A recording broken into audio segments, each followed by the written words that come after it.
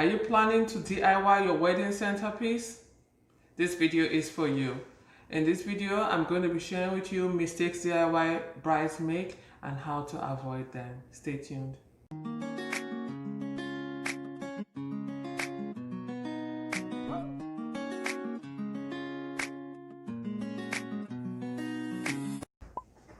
Hello, my name is Adriel of Adriel Celebrations. We are a floral and event design company. Our goal on this channel is to share with you wedding planning tips, floral and event design inspirations, and some DIY party decorations.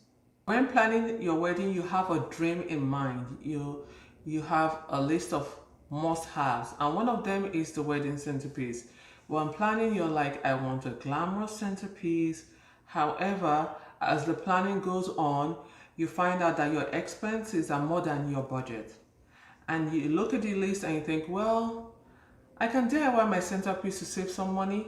Well, this video is for you. In this video, I'm going to be sharing with you DIY do's and don'ts. So stay tuned. So I'm going to share with you how not to DIY by starting with a little story. So a friend of mine had a wedding, and I was tasked with creating the wedding centerpieces, and we wanted to create beautiful tall centerpieces, and that's what gave rise to this centerpiece that you see right here beside me. She had 30 tables, so you can imagine that was a big production. 30 tables, and you can see that it's like a 24-inch centerpiece, so it was quite a lot of work. And now I'm going to share with you mistakes to avoid based on my experience, so that you don't have to go through the same thing.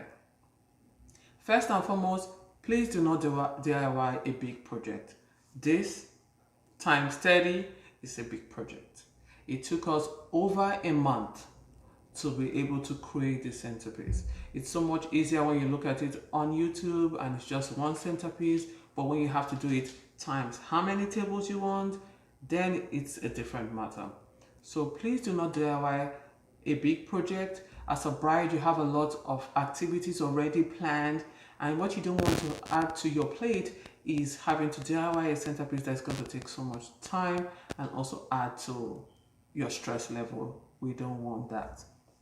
Another thing with DIYing such a centerpiece is it has 1, 2, 3, 4, 5, 6 levels. So you know that with DIYing this kind of project, we're attaching 6 different things.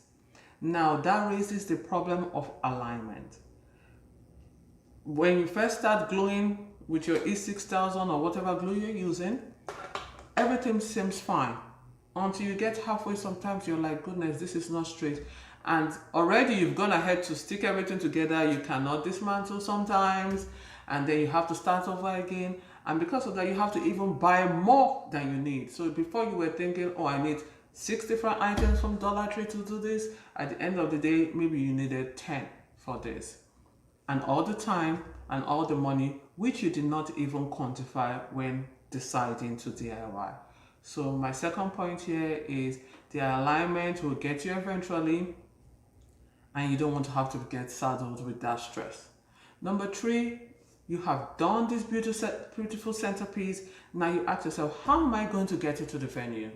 Now when you rent or buy centerpieces, the vases, they already come in nicely packaged. It's not your problem how it gets there. The renter or the seller have already packaged it ready for you.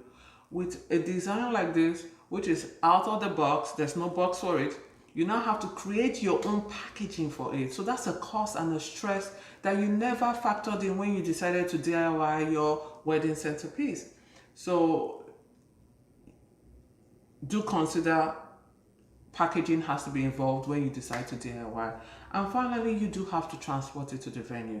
Either you or a family friend or friends who have to do that. It's a lot of stress because in the back of the mind, you've packaged it as best as you can. You've loaded it onto the truck or into the car, but you're all fingers crossed, like, please let it get there. Let it get there safely in one piece without breaking or something happening. So all those little stress shouldn't be added to your already busy schedule. I believe brides should enjoy themselves and not be saddled with having to create a masterpiece that will stress them in the process. So I have talked about the vessel. I'm going to talk about your flowers. Now with regards to flowers, in DIYing also, I'm thinking you're going to save money. Real flowers, silk flowers cost a lot of money. They cost as much as, sometimes more than real flowers. Now, if you were a designer and you're like, okay, maybe I can use it again. However, you're doing this for your wedding, you might not use it again and you spent as much money as real flowers. So you need to consider that when DIYing that these flowers cost a lot of money. Even on sale in Hobby Lobby, it costs a lot of money. So take that into consideration, that silk flowers are not necessarily a cheaper option. So I've shared with you how not to DIY your wedding. Now I'm going to show you how to DIY, the do's of DIYing if you have to DIY your wedding centerpiece. As said before, it's a big project. So I'm all for, if you want to get some candle, some vases, you don't have to do anything here. Vases and candles go a long way. They create a romantic atmosphere at any wedding and it can be added to any design that you have. It's easy. You rent the vases or you buy the vases. You don't have to create anything. They've come pre-packaged. Just have to make sure it's clean, have your water and your floating candles in it. That DIY is as stressless as is possible. If you feel, well, that's all good, but this is too plain for me, I need something more than this, then it's okay, to add a saran wrap one. It's just one activity. If I'm just going to glue this onto the vase and that's it, it's all right. It still doesn't count as a big project. Also, if you feel, well, I need several heights, like I said, one glue activity. It's fine. You can say, oh, I want it raised up, I just need to glue this. This is beautiful, and you're done with it.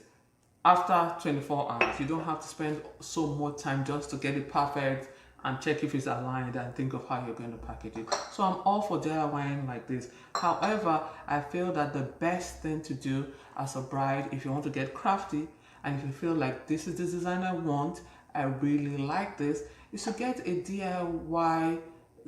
crafter designer. There are craft associations who can create it for you cheaper than you and with less time because they are used to doing it.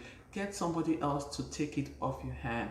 Better still, get an event designer. You'll be surprised at what deals that they might be able to find for you to get your dream with a lot less stress and make it a reality. With regards to flowers, I would say get a wedding floral designer or a wedding florist. If you like a big centerpiece but you don't know what it can cost, they can give you several options on how to better use your flower budget. So please always talk to the experts. It's a lot easier. It reduces the stress on you trying to take it on and then realizing that, goodness, this is worse than I thought, or it's more expensive, or it's taking up so much time. So DIY is not what it appears to be. You see it so easy on YouTube or online and you think, well, I can do it, until you get started and you're stuck with it. And then you spend so much money that you'd have used wisely elsewhere with having to finish this DIY project. So you need to ask yourself, what is the value of your time as you plan your wedding? Do you have the time? If you're going to spend a long time doing this, what is the value? Add the cost of your time to how much these items cost so that you know what is the true cost of this centerpiece. When you think of that and you say, well, it's not worth my while, then you'll make the right decision. If you found this video useful, please comment below, like and subscribe. And then of course, if you have any other brides or you know brides that are planning to DIY, please share it with them. Thank you very much. So in this video, I'm going to be sharing with you DIY do's